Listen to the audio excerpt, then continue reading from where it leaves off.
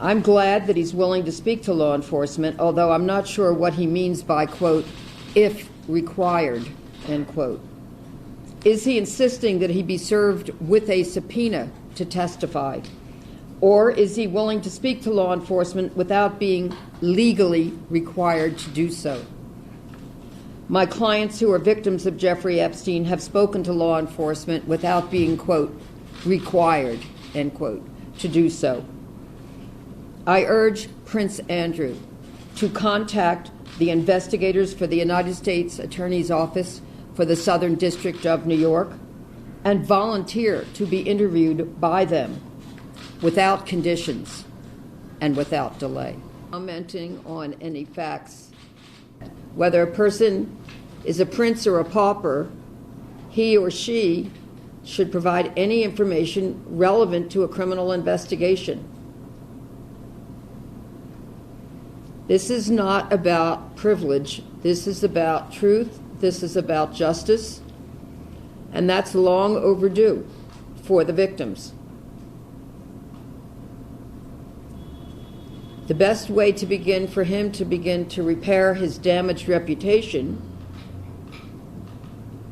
would be to sit for an interview as soon as possible with the criminal investigators for the Southern District of New York.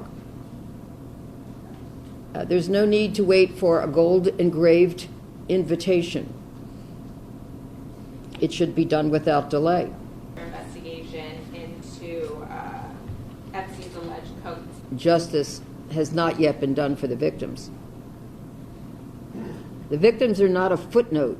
They are what this is all about. They were hardly mentioned at all in Prince Andrew's interview. Since then, I think he has tried to show remorse, but really, as been said, we like deeds, not just words, and the deed would be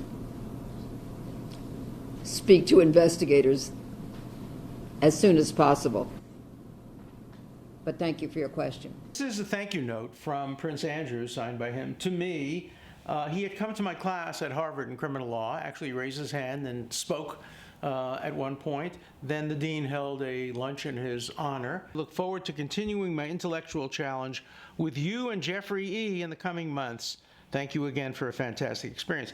I met Prince Andrew through Jeffrey Epstein. I don't want the case to go away.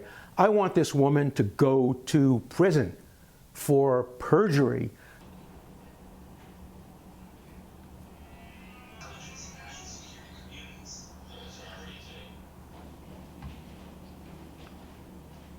Nobody should believe a single word this woman utters. If there is other evidence, a picture, witnesses, remember they said they were dancing at a bar. If there are witnesses, that's one thing, but nobody should believe a single word this woman ever says. She has a long history of making up false stories about famous people for money. She has no credibility, zero about anybody. First of all, I just want to say thank you all for turning out and putting some limelight on this. And I've been fighting that very world to this day, and I won't stop fighting. I will never be silenced. But I've never seen a case where a prosecutor has relied on a witness with a long history of lying in similar situations about Al Gore, Tipper Gore, Bill Clinton, you name it. She also lied about her age. She said she was 14 when she met Epstein. She was over 17 when she met Epstein. No prosecutor would ever put a witness like that on the witness stand. That's why she's not being used as a witness in criminal cases. She's only being used by private lawyers to try to get money from people, some of whom are innocent. The evidence that proves conclusively I couldn't possibly have done what she said I did.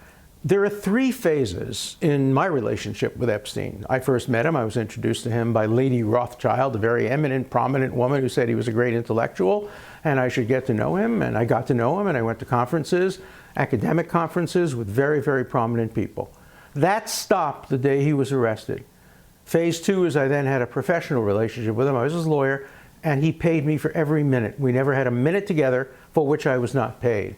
And then the case was over and our relationship ended.